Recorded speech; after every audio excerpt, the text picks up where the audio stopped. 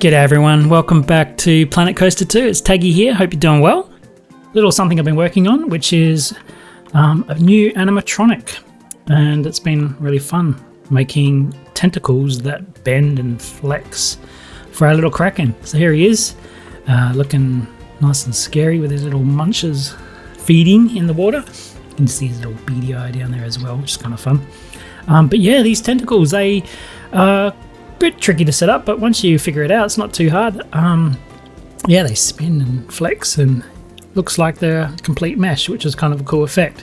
And if we come over here and press unleash the Kraken, you'll hear a little roar and you'll dive into the deep. So let's give that a go. There he goes. Makes a nice splash too. So yeah, a really fun little build. Got this little viewing deck here for the guests, and if we have a look, you can see this guest, they're just having a look. They're having a peek at the exhibit, which I thought was really cool. A little trick here by burying a firework nice and deep down in the ground so you can't hear it. And yeah, makes the guests stop and have a look, which I'm all about. I want to see interaction in our displays. So yeah, really fun little build. Actually, one of the things I'm probably most excited about is the little barrels. You notice how they're sort of rotating and swaying in the water. I really love that effect. Got the little boat over there rocking away.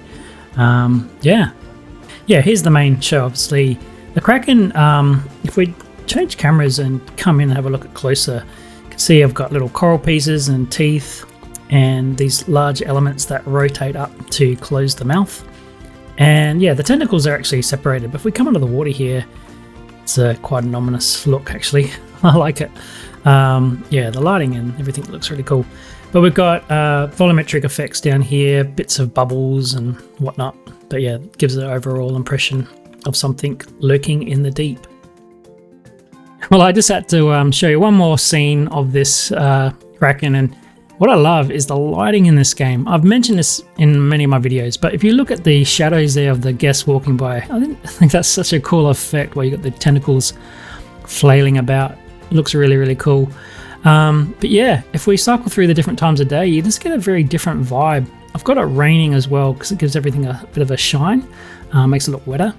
And yeah, just the lighting in this game makes me happy, I guess. It helps you put up with some of the bugs and issues that I think many people have had, but overall, it just keeps me coming back. It just looks so great. So yeah, part of the fun is experimenting with different times of day, placing your lights. So if I go to nighttime here, I've got a few little lights just highlighting things.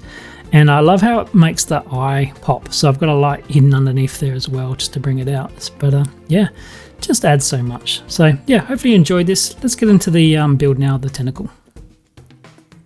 Okay guys, let's have a look at our little tentacle. So I've got a blueprint here, and I'll just rotate it down onto the ground and have a closer look. So each piece of the tentacle is basically a cylinder connected by a sphere. And what that means is when we rotate it and we place the motor dead center of the sphere, it will flex and look like it's one continuous mesh. So in software like 3D animation software, you generally are deforming a solid mesh.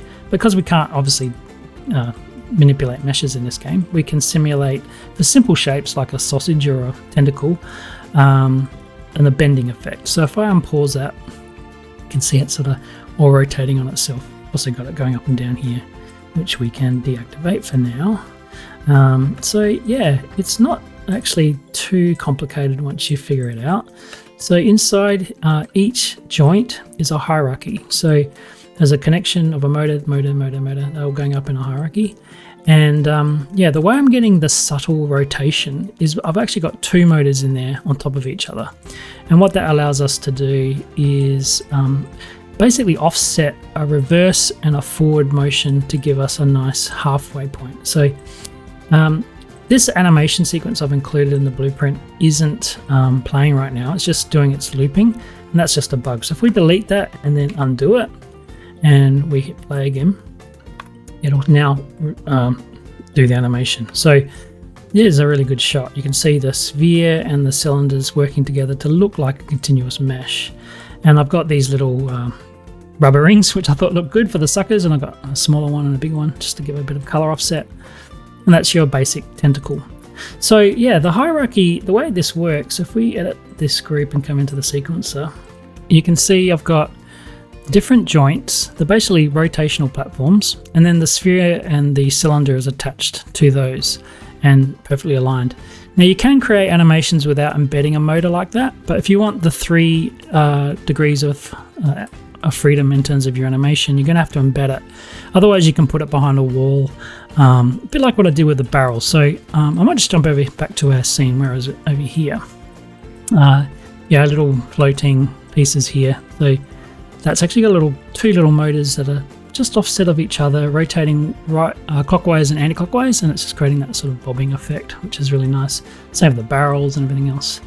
But if we come back to tentacle, and sorry for jumping around here, if we have a look inside the joint, each joint, as I said, has got 2 motors, and so for example this one is clockwise and this one's anti-clockwise, and by offsetting them like this, overlapping them, the animations sort of cancel each other out a bit and you can limit the freedom of movement.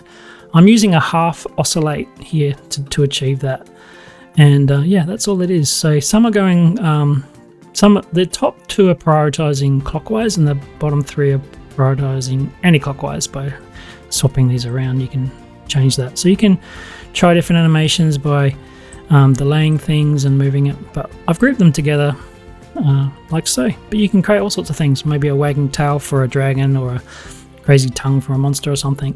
But yeah, you are limited in the size of the mesh. So the Kraken was a good choice because it was big and it sort of was able to be hidden in the water for an animatronic, but we need the ability to hide the motors ultimately, and that'll give us a lot more control.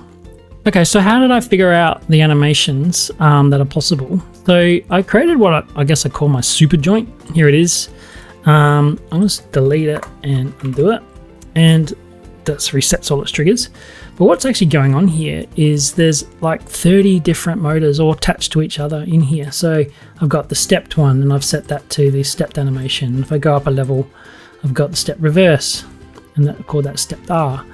And so what we can do is attach to our sequencer some of those motors and offset them in play. So I've got quarter oscillate slow, offsetting quarter oscillate slow reverse, and it's giving us an interesting effect. And if I come in here and actually add all of our little motors, you can see that was a pain to set up. I stacked them all up and then combined them all to create, to see what was possible. And so yeah, if we, let's say, delete all these, let's go to half oscillate fast. Yeah, let's just do these. We'll delete all the rest. Actually, oscillate fast and oscillate fast reverse.